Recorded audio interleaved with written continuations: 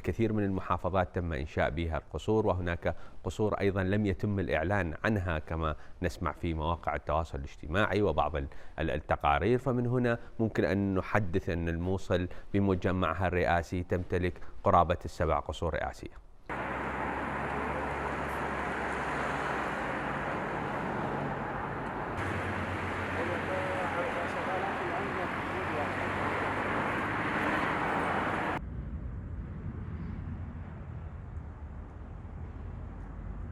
كان النظام السابق برئاسة صدام حسين أراد أن يكون هناك عدة مواقع لإدارة الدولة، كون العراق في وقتها يمر بالحروب والحصار وغيرها، فتم بناء عدة مواقع رئاسية، ومنها هذا الموقع، حيث تعتبر المواقع الرئاسية هي مقرات لإدارة الدولة، مقرات لاستضافة بعض الرؤساء، مقرات راحة.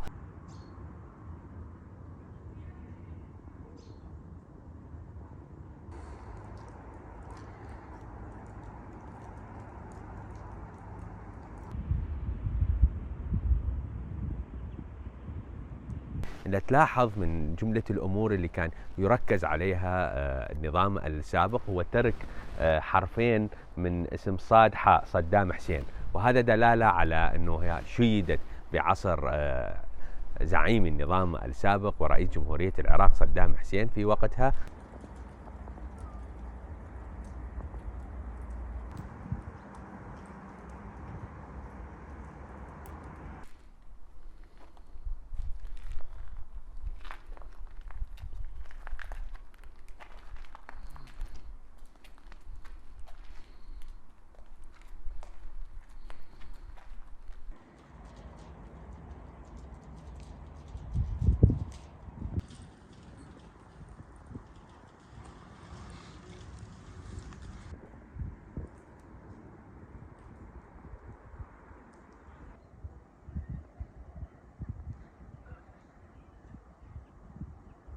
أتمنى اليوم أنا أن تتحول هذه القصور إلى متاحف حتى تكون شاهد عصر للتاريخ وللأجيال القادمة على هذا البناء، أنه ينقل لك تاريخ عراقي، إن كنا مؤيدين أو معارضين لنظام صدام حسين، ولكن هذه حقبة زمنية مرت على جمهورية العراق، بالإضافة إلى استغلال المتاحف الأخرى كمستشفيات أو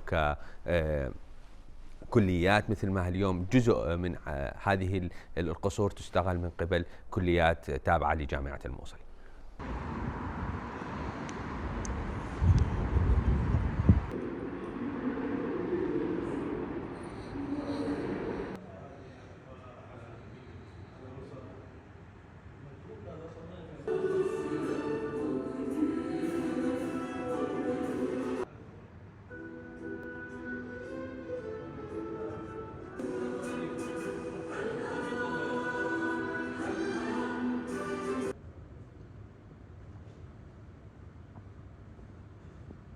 طبعا ضمن الأروقة اللي صالحة للاستخدام ما زالت تتخذ قسم من الأقسام العلمية كمقار أساسي لها، وأيضا كمختبرات علمية، ومنها أقسام كلية الزراعة التي تتخذ منها، بالإضافة إلى الجزء الآخر المقدم يعني الآن هو في طور إعادة الإعمار الذي يحتاج فترة طويلة من أجل إعادة إعماره.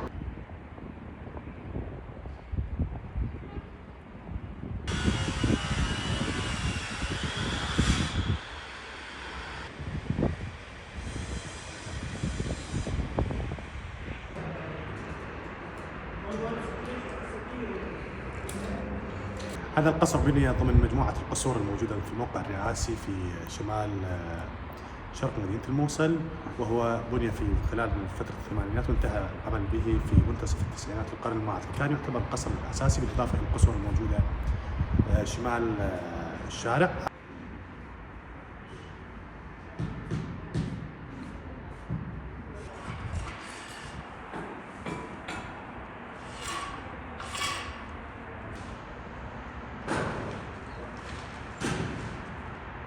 طبعا القصر تعرض لعدة عمليات قصف وتدمير، بالإضافة إلى عمليات نهب وسلب خلال عام 2003. اليوم يتم إعادة ترميمه بطريقة جديدة من قبل إدارة جامعة الموصل من أجل إعادة تأهيله ليتخذ قسم منه كأقسام علمية ومختبرات علمية، وقسم منه يتخذ كمتحف أساسي بالنسبة لكلية الآثار.